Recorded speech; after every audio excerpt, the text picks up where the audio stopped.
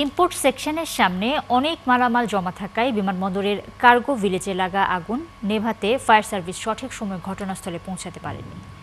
মঙ্গলবার সংবাদ সম্মেলনে এমন ধারণার কথা বলেছেন বেবিচক চেয়ারম্যান। তিনি বলেন, নতুন কার্গো টার্মিনাল 18 মাস আগে প্রস্তুত হলেও ঠিকাদারি জটিলতায় চালু করা যাচ্ছে না।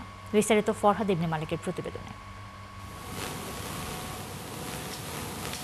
শাহজালাল আন্তর্জাতিক বিমানবন্দরের কার্গো ভিলেজের আগুন নিভে গেলেও জন্ম দিয়েছে নানা প্রশ্নের। আগুন লাগার স্থলে ফায়ার সার্ভিসের সময় মতো পৌঁছতে না পারা, অগ্নি নির্বাপন ব্যবস্থার সঠিক ব্যবহার না করা ও নতুন কার্গো টার্মিনাল চালু করতে না পারা সহ এ সংক্রান্ত বিভিন্ন প্রশ্নের জবাব দিয়েছেন বেসামরিক বিমান চলাচল কর্তৃপক্ষ বেবিচকের চেয়ারম্যান। আগুন লাগার পরপরই ফায়ার সার্ভিস বিমানবন্দরে এলেও কী কারণে ঘটনাস্থলে পৌঁছতে পারেনি তার একটা ধারণা দেন তিনি। ওই বিল্ডিংটা আমার ভিতরের এইটার পুরো দায়িত্ব হচ্ছে বিমান বাংলাদেশ এয়ারলাইন্স, ক্লিয়ার করার দায়িত্ব হচ্ছে সিএনএফ এজেন্টরা, আর কাস্টমসের কর্তৃপক্ষ ওনার কাস্টমস জিনিসগুলো করেন। আইডিয়ালি রেগুলার অনুসারে এই জিনিসগুলো 21 দিনের ভিতরে ক্লিয়ার হয়ে যাওয়ার কথা। 21 দিনের ভিতরে মালপত্রগুলো ক্লিয়ার হয়ে যেতে হয়। যদি ক্লিয়ার না হয় এই 3 কর্তৃপক্ষ মিলে জিনিসপত্রগুলো ক্লিয়ার করেন।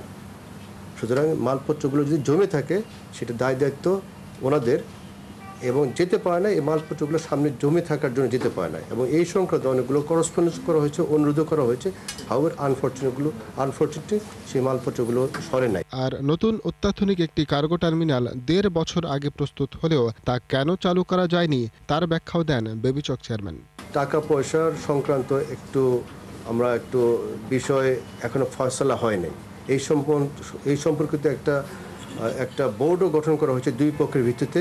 তাদের একটা দাবি আছে, আমাদের সেই দাবিটা সেই পক্ষের না। ওনাদের যে দাবি আমাদের দাবি, সেই দাবির ভিতরে একটা বিশাল বড় একটা 1000 কোটি টাকার উপরে আপনার গ্যাপ রয়ে গেছে। এছাড়া সাম্প্রতিক লাগা এ আগুনে আন্তর্জাতিক বিমান চলাচল সংস্থা আইকাও মানদণ্ড অনুযায়ী বিমানবন্দরের মান নেমে যাবার আশঙ্কাকেও উড়িয়ে দেন তিনি।